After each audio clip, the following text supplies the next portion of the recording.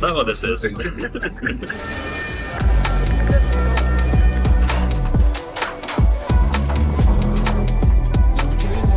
Made it to Paris for the Unleash World Conference, the future of tech, work, innovation. That's what we're hoping to see. But first, we need some wine and we need some steak. So we'll see you tomorrow.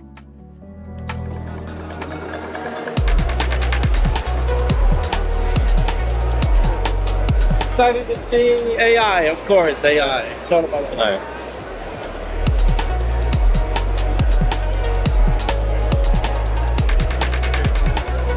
As an employee, as a human, I need to have conversations at the end of the day much more frequently. I don't need a heavy process to manage that.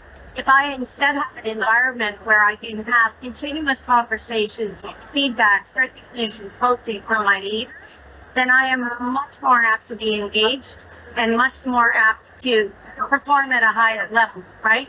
We provide training for soft skills. We're going to use neuroscience, VR, online gaming in order to help accelerate your decision. And we do that with the protocol that is gamified from the neuroscience. And you will have a coaching program in order to train those skills. Okay, it's been a busy morning at the Unleash conference. It's very HR focused, which I wasn't necessarily expecting, but should have known, seeing as it's the world's leading HR conference. But there's been some interesting stuff here. I'm mainly interested in kind of the training partnerships and training solutions that people have. There was one company that had a sort of neuroscience-based training. They were working on like interactions and games with like neuroscience analysis, which is pretty interesting. A couple of other like really small companies that are doing like really specific things to do with like quizzes and games and interactions, which is kind of interesting. I'll probably follow up on some of that stuff. So have a look at some more things, talk to some more people, and see what else is going on.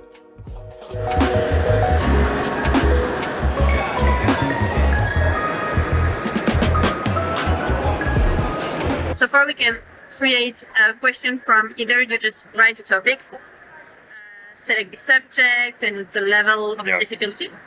You can also write it directly from your document. If, for example, you already have like a Google Doc or like a Word of your training.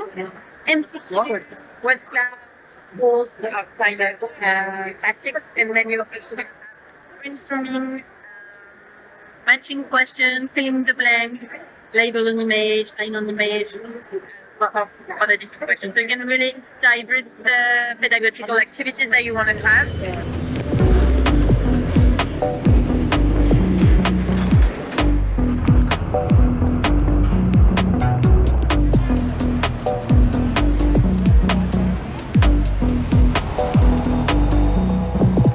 Day one of Unleash Down, and kind of an interesting experience for me. I don't go to a lot of trade shows, so this was a little bit different. But I tried to speak to as many people as possible, get some little mini interviews. Some people didn't want to speak to me, some people were more than happy. But ultimately what I kind of found was that the bigger companies, all of the bigger booths there, the really flashy ones with some kind of like crazy gimmick or something, were kind of trying to be everything to everyone. They were kind of saying, well, what do you want? Like, what do you have already? What do you want to do? And I'm kind of like, well, what's your specialism? What are you doing? And they're like, well, it depends what you do or what you want. So kind of hard to break into, but there did tend to be like one or two interesting people there on each of the stalls that you'd eventually end up talking to, and they had some kind of cool aspect or some kind of theory behind something that was worth talking about. But ultimately it was the small stalls, the little startups, the little kind of independent ones that were sort of trying to make it into something bigger that I found a bit more engaging and a bit more to dig into there. So whether it was someone doing kind of little mini interactions or people working on some kind of like neuroscience platform for learning or data analysis, they're not necessarily fully formed ideas. Like they also don't necessarily know who their audience is, but definitely ones to watch and people that I'll get in contact with and chat about things in the future. So yeah, I got, what did I get? Some coffee. Didn't get a coffee, but they had coffee grounds, so you know, why not? And also a book signed by the author, which is always nice. So we'll have a look at those later. But yeah. interesting place. Kind of didn't get to go into any of the talks. They were either like oversubscribed, or there seemed to be this one main stage with no one there and nothing being shown. So maybe that's more like tomorrow. And a significant lack of chairs anywhere to kind of chill out. So it was kind of all go. Let's go and meet people, talk to people, see what's going on. So I guess we will see what's happening tomorrow.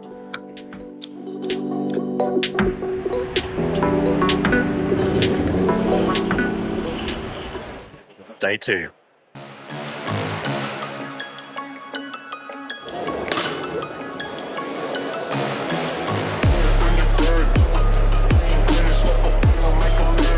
Basically, COVID was a great experiment. We would never have dared trying to do what COVID made us do in terms of flexible work. And what it's really doing as its footsteps is interpreting it. Hi Teddy, I found you hanging out at one of the stalls. Can you tell me a little bit about what you've been doing here? Well, yeah, I was sort of hanging out for a while, and then I couldn't really bear it anymore, so I thought I'd come and hang out with you. Actually don't need it,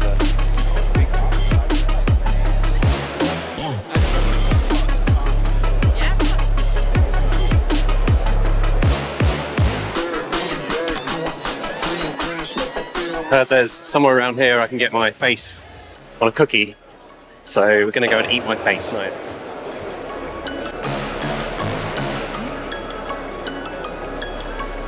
Thank you very much.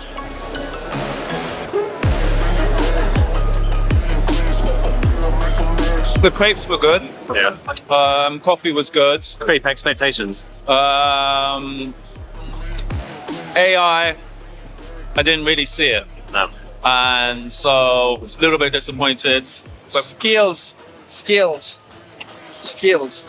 all about the skills. It's all about skills.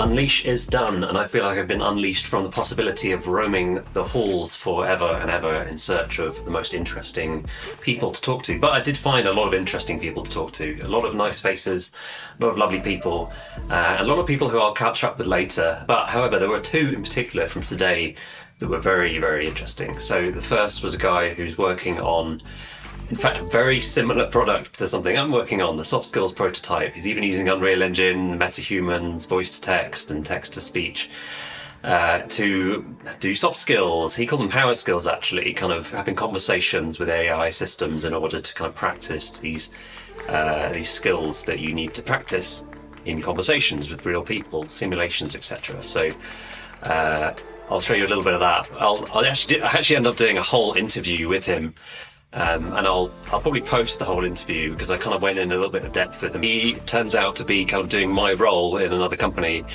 He'd been doing one of the talks at one of the stages that I'd missed out on because it was quite hard to get into those. However, I ended up doing like a little kind of 5-minute interview, and I'll post that separately. But yeah, their product's super interesting and very, very close to what we're doing. So the task of the learner is actually to break the bad news right away. And if they don't, the avatar will become increasingly nervous. So we use AI for many purposes throughout our learning journey. And the idea is always to enhance our blended learning journey, because we firmly believe in the human element. The human element in what we do is a classroom session. And everything that we do with AI is geared towards supporting this classroom session, so help learners learn about the theory, the framework that we give them for a particular skill.